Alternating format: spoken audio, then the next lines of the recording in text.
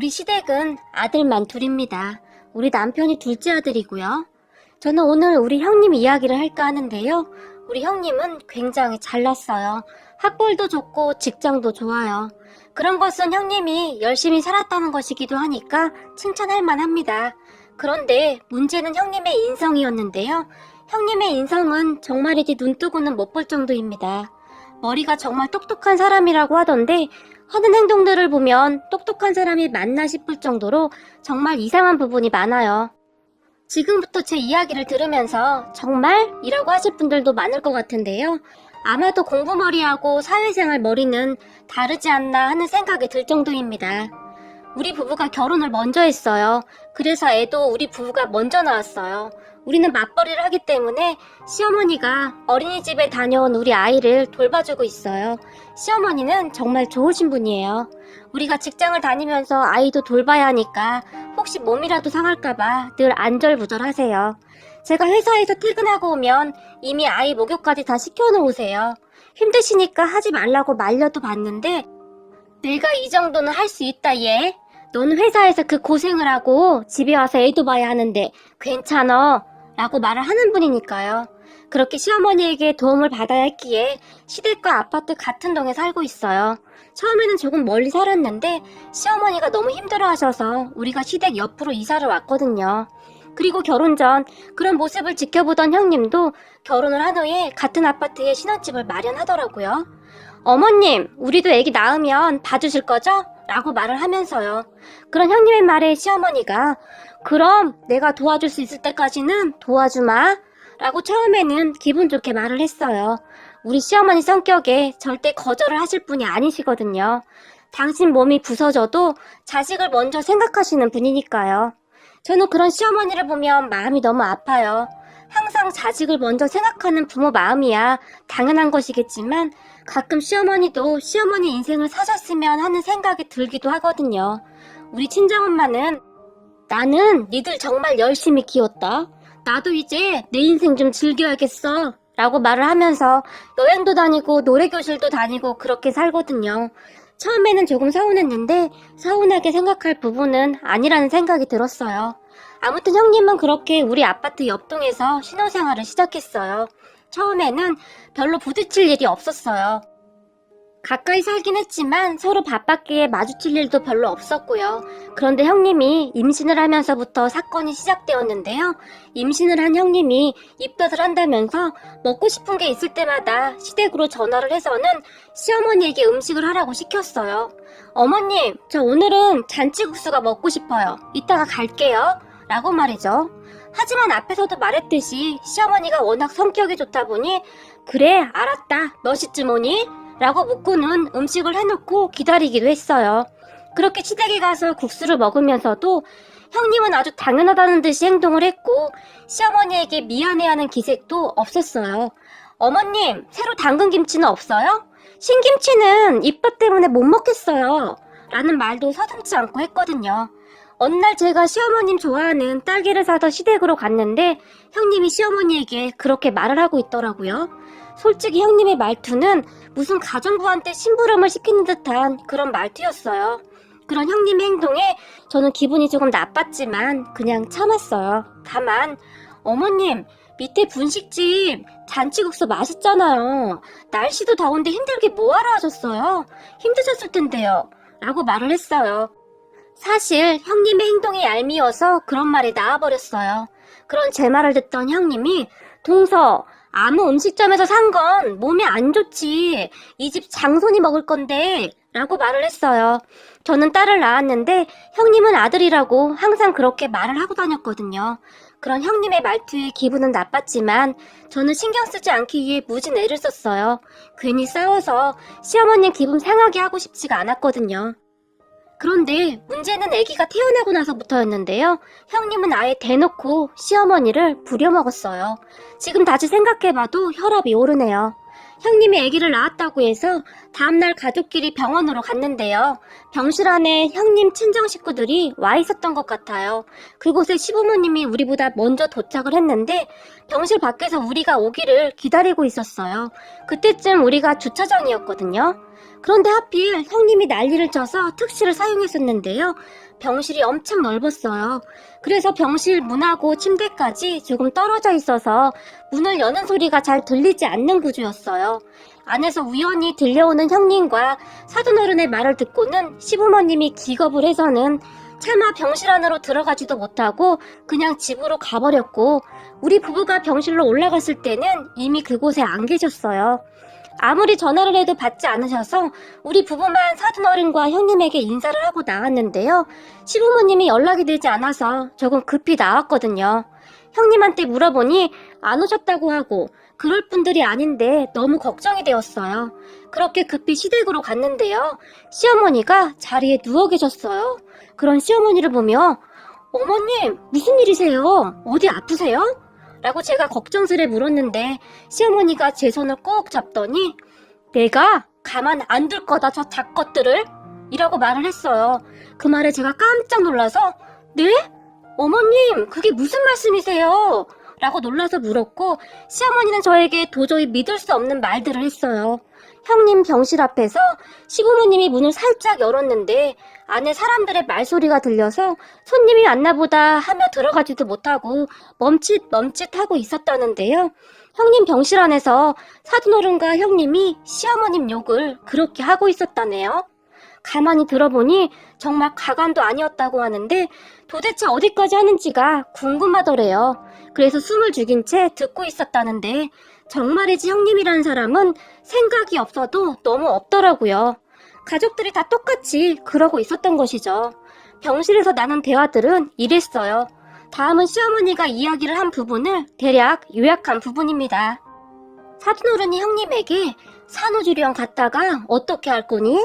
너도 알다시피 엄마는 무릎이 안 좋아서 못 도와줄 것 같은데 산후도우미를 부를 거니? 라고 사돈어른이 물었어요. 산후도우미? 산후도우미는 왜 불러? 라고 형님이 말을 했다는데 그럼 네가 다 할 수 있겠어? 네 성격에 어림도 없어 이거사. 애 보면서 할 일이 얼마나 많은 줄 알아? 라고 사돈어른이 말을 했어요. 뭔 소리야? 당연히 나는 못하지. 근데 우리 시어머니가 있잖아. 우리 시어머니 엄청 착해서 내가 하라는 대로 다 하거든. 아마도 우리 집에 와서 산후조리 하라고 해도 해줄걸? 어쩌면 산후도우미보다 훨씬 잘할걸? 이라고 말을 했어요. 그런 형님의 말에 사돈어른이 뭐? 시어머니? 아무리 그래도 시어머니랑 같이 있으면 불편해서 안 돼. 얘가 이렇게 철이 없어. 엄마가 당분간 산후도우미 보내줄게 라고 말을 했지만 뭐하러 그런 돈을 써, 돈 아깝게. 엄마, 산후도우미 불러줄 돈 있으면 그 돈 그냥 놔줘. 나 애기 낳고 몸매 많이 망가져서 몸매 관리해야 해. 피부 관리도 해야 하고. 라고 형님이 말을 했어요. 그리고는 형님이 한마디를 더 추가했다는데요. 근데 우리 시어머니 말이야. 혹시 젊었을 때 파출부나 그런 일 한 것 같아. 일을 엄청 잘해. 엄마는 죽었다 깨어나도 절대 그렇게 못할걸? 이라고 말을 하며 큰 소리로 우기까지 했다고 하는데요. 그리고는 한마디를 더 했는데요. 일도 소처럼 잘하지, 돈도 많아, 말도 잘 들어, 심지어 멍청하기까지 해. 나는 전쟁에서 나라를 구했나 보다. 라는 말까지 했다고 합니다. 그렇게 시부모님은 손이 덜덜 떨려서 도저히 그곳에 있을 수가 없었다고 하는데요. 그냥 나와버렸다고 하네요. 당연한 거 아니겠어요? 정말 미쳐도 단단히 미친 인간이었어요. 아니죠. 정말 재수가 없는 인간이었어요. 그리고 그 뒤부터 형님을 향한 시어머니의 복수가 시작되었는데요. 태어나고 돌아올 때까지 이를 갈고 기다렸어요. 그런 시어머니 행동에 저는 그저 불안하고 불안한 마음뿐이었는데요.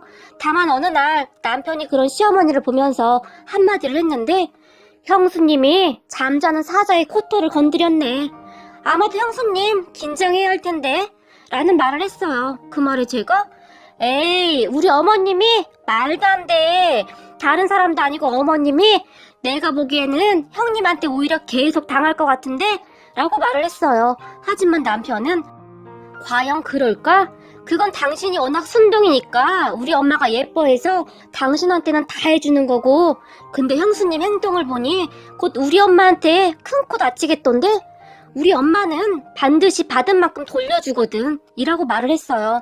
저는 그런 남편의 말에 그저 코웃음만 치고 말았고 그 남편의 그런 말들은 그냥 잊고 지냈어요. 그런데 어느 날 시댁에 갔는데 시아버지가 마치 우리를 기다리기라도 했다는 듯이 너희들 왜 이렇게 늦게 왔어? 라며 엄청 반기셨어요. 왜? 무슨 일 있었어? 라고 남편이 시아버지와 시어머니를 보면서 물었는데요. 말도 마라. 네 형수 말이다. 니네 엄마한테 욕 직살나게 쳐먹고는 삐쳐서 가버렸어. 내가 아주 속이 다 시원하네. 라고 시아버지가 신이 나서 말을 했어요. 어머님이요? 설마요. 어머님 원래 싫은 소리 못하시잖아요. 라고 제가 놀라서 물었는데요. 그런 제 말을 듣고 있던 시어머니가 아주 고상한 표정을 지으며 그래 맞아. 너도 잘 알다시피 내가 아주 고상한 사람이긴 하지. 라고 말을 하고는 잠시 뜸을 들였어요. 그리고는 곧 근데 말이다. 그게 사람한테만 해당되는 거지. 나는 사람 아닌 것들한테는 그런 대접 절대 안 해준다. 라고 말을 했어요. 그런 시어머니의 말에 남편이 엄마 그래서 형수한테 어떻게 했는데? 막 뭐라고 했어? 어떤 거? 엄마 잘하는 거 그거? 에이 설마 그거 한 거 아니지? 라고 호들갑까지 떨면서 물었어요. 그런 남편의 말에 옆에 있던 시아버지가 조용히 그거 있잖아. 네 엄마가 잘하는 거 그거 했어. 라고 아주 근엄한 목소리로 말을 했어요. 설마 엄마 그거 한 건 아니지? 라고 남편이 또다시 놀라서 물었는데요. 맞아. 네가 생각하는 거 그거. 라며 의기양양한 목소리로 시아버지가 말을 했어요.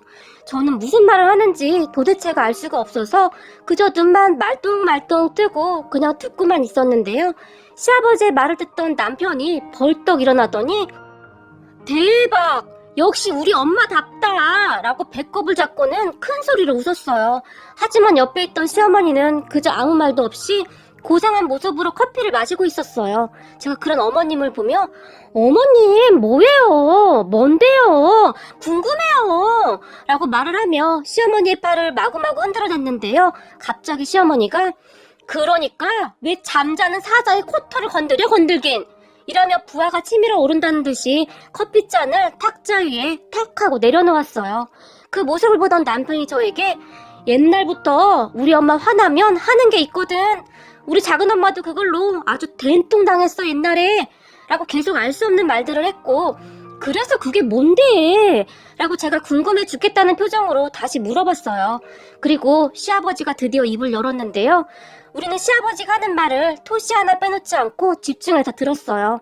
형님이 산후조리원에서 나온 후 시어머니에게 곧장 와서는 어머님, 이 집 장손이 태어났는데 어떻게 병원에 한 번도 안 와볼 수가 있어요? 저 서운해요. 라고 말을 했고 그 말을 듣던 시어머니가 장손? 요즘이 어떤 세상인데 장손을 운운하냐?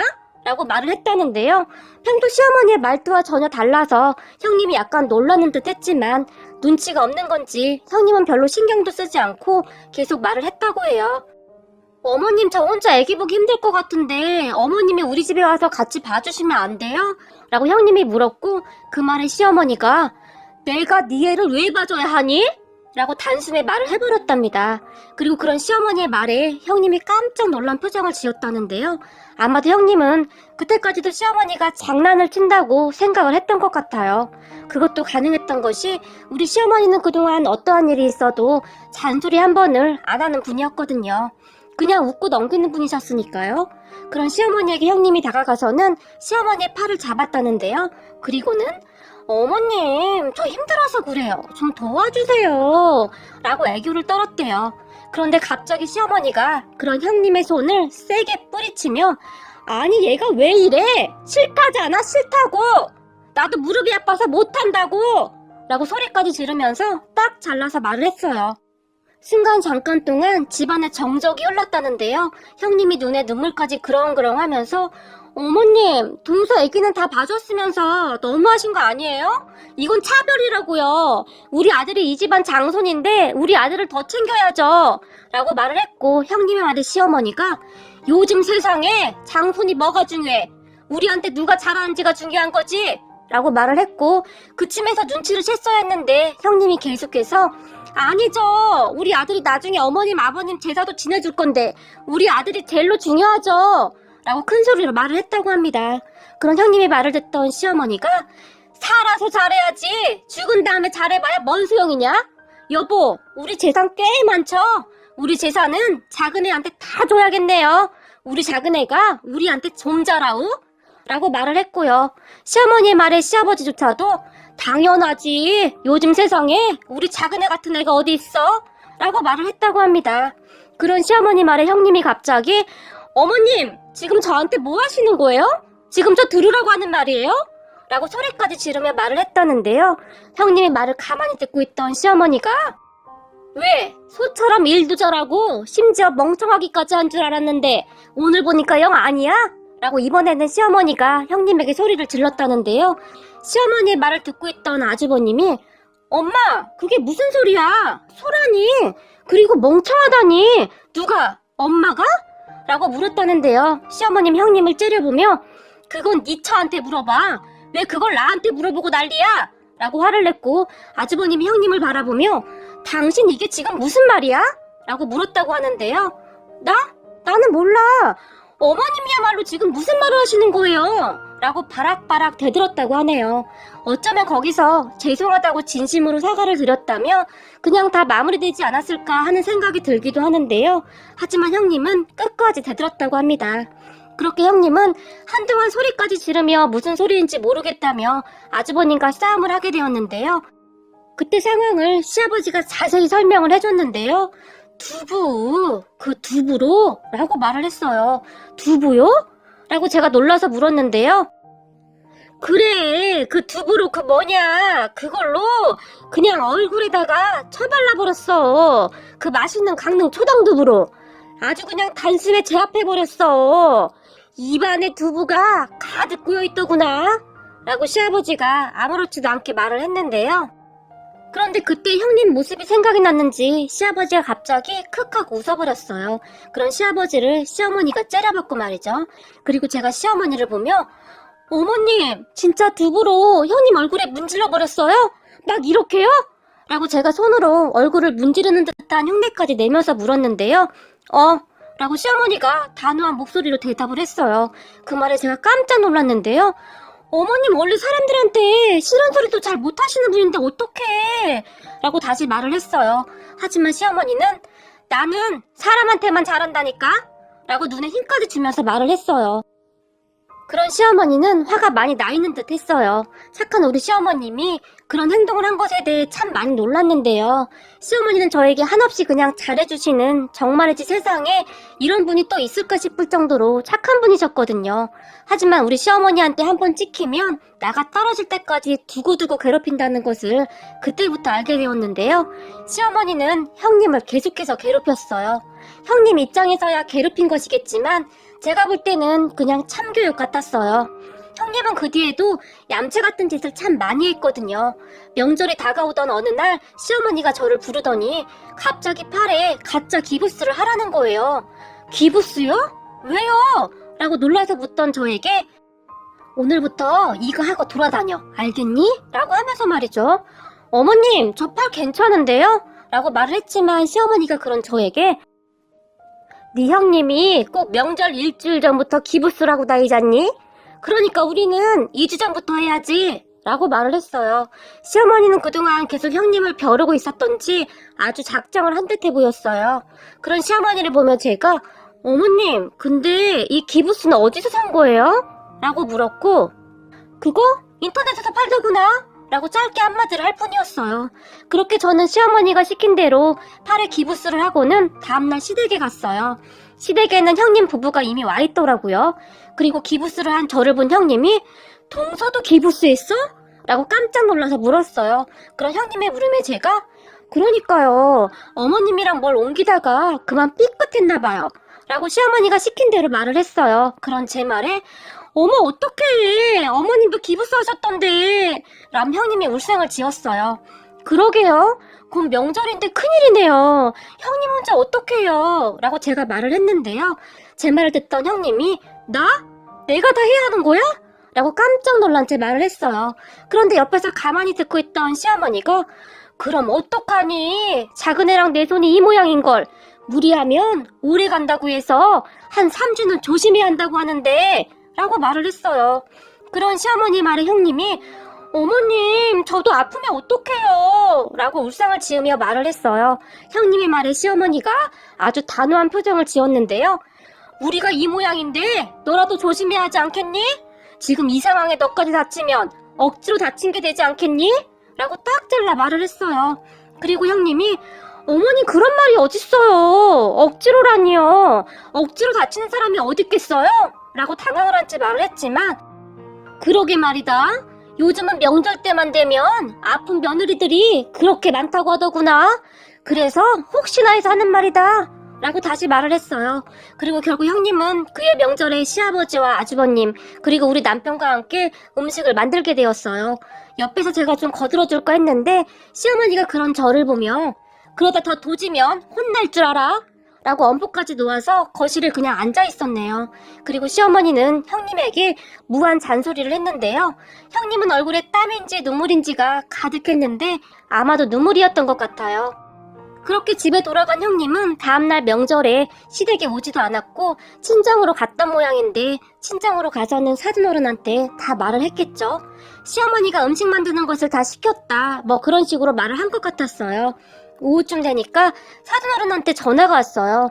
그리고는 명절이 초토화가 되어버렸는데요. 사돈어른이 시어머니에게 사돈이 전에 우리 딸 얼굴에 두부를 비볐다면서요? 내가 전에는 우선 그냥 참았었는데 어제도 우리 딸만 일 시켰다면서요? 라고 따져 물었던 것 같은데요. 그 말을 들은 시어머니가 네 그랬지요. 애가 못되게 행동해서 제가 교육 좀 시켰습니다.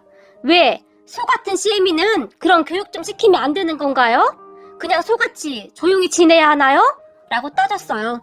그 말에 사돈어르신이 어버버 하다가 전화를 끊은 모양인데요. 그 뒤 형님과 아주버님이 싸우고 완전 난리가 났었네요. 더 큰일은 시어머니가 아주버님에게 연을 끊자고 말을 해버렸어요. 우리는 우리대로 살 테니까 니들은 니들대로 살아라. 앞으로 찾아오지도 말고 연락도 하지 말거라. 라고 말을 했어요. 그 말에 아주버님이 용서를 빌었지만 시어머니는 눈 하나 깜빡하지 않았어요. 그리고 얼마 후에 형님이 시댁에 와서 무릎을 꿇고 빌었다는데요. 아주버님이 이혼을 하겠다고 했나 보더라고요. 형님과 결혼한 뒤로 집안 시끄러워서 못 살겠다고 하면서 당장 가서 시부모님한테 사과하지 않으면 그냥 이혼이라고 통보를 했나 보더라고요. 어머님 죄송해요. 제가 잘못했어요. 저는 그냥 어머님 편하게 생각되어서요. 동서랑도 그렇게 지내시길래요. 라고 말을 했다는데요. 시어머니는 너는 그걸 지금 사과라고 하는 거니? 됐다. 그리고 나는 어차피 니들 얼굴 볼 생각도 없으니 앞으로 찾아나오지 말거라. 라고 말을 하며 형님을 내쫓아버렸어요.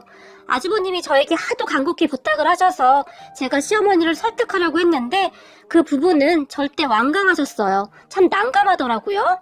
결국 며칠 후에 사돈어른까지 시댁에 찾아왔고 형님과 같이 빌었다고 하네요. 사돈, 우리가 잘못했습니다. 제가 딸 교육을 잘못했네요. 죄송합니다. 그러니 한 번만 용서 좀 해주세요. 라고 말을 했고 그 말을 들은 시어머니가 사돈, 딸이 잘못된 말이나 행동을 하면 부모가 잡아줘야 하는 게 맞지 않습니까? 그런데 사돈도 같이 그리 행동을 하시는 것은 잘못된 것 같습니다. 라고 말을 했는데 사돈 어르신이 머리까지 숙여서 사과를 했다고 합니다. 형님 사건은 우선 그렇게 마무리가 되었는데 그 뒤로 형님이 시어머니 눈치를 많이 보더라고요. 아나무인 형님이 참 많이 변했네요. 그리고 어느 날 시어머니와 단둘이 식사를 했었는데 제가 시어머니에게 어머님, 그런데 어머님은 화가 나시면 왜 두부로 그러시는 거예요? 라고 물어본 적이 있어요. 제 말에 시어머니가 조용히 말을 했는데요. 내가 어릴 때 말이다. 우리 엄마가 남편도 없이 홀로 우리 삼남매를 키웠어. 근데 그때 했던 장사가 두부 장사였어. 두부를 직접 만들어서 팔았거든.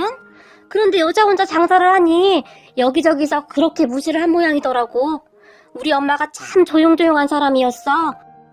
그런데 여기저기서 하도 찝쩍대니까 엄마도 엄마 나름대로 방법을 생각해낸 거지. 시비를 거는 사람한테는 가차없이 두부를 얼굴에 마구마구 비벼버렸어.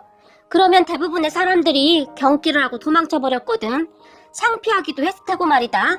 라고 말을 했어요. 그런 시어머니의 말에 제가 고개를 끄덕끄덕이고 있었는데요. 그런데 그런 것을 보고 자라서 그런지 나도 가끔 인간 같지도 않은 인간들이 이상한 행동을 하면 두부가 먼저 생각이 나더구나 라고 말을 했어요. 그러고 보니 시댁은 항상 두부가 떨어질 날이 없었어요. 아마도 두부는 시어머니의 추억이지 않았나 싶기도 하네요. 물론 가끔 요긴하게 쓰일 때도 있고 말이죠. 그리고 우리 형님은 여전히 우리 시어머니에게 찍혀서 기도 못 펴고 살고 있네요. 남편 말로는 우리 시어머니한테 한번 찍히면 그대로 끝이라고 하더니 정말 그렇더라고요. 그때 사돈어른이 와서 사과까지 했음에도 불구하고 형님에 대한 마음이 수그러들기는커녕 날이 갈수록 성교육의 강도가 심해지네요. 그런데 우리 시어머니는 저한테는 여전히 정말 잘해주세요. 그래서 저는 시어머니가 그냥 좋아요. 어머님, 저는 잘할 테니까 저는 예쁘게 봐주세요. 저한테는 두부로 그러지 말아주세요. 어머님 사랑해요.